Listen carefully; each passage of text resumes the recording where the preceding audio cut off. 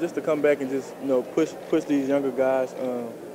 I don't do it for the accolades. I do it for the love of the game because I love the game. So just to come back and just push these younger guys because last year, like Will and Coach said, we came up short last year, and sitting on the bench watching my teammates lose like that, it really hurt me. To really not be able to be out there and help them. So this year, I just want to come in and just be present every play and just teach the younger guys, help them. It's a humbling experience. It's a great experience. It just really doesn't do anything but just make me want to stay in the gym more and just stay humble and just keep working and keep giving God the glory because that's who it all goes to. That's why I am who I am and why I get what I get because of Him.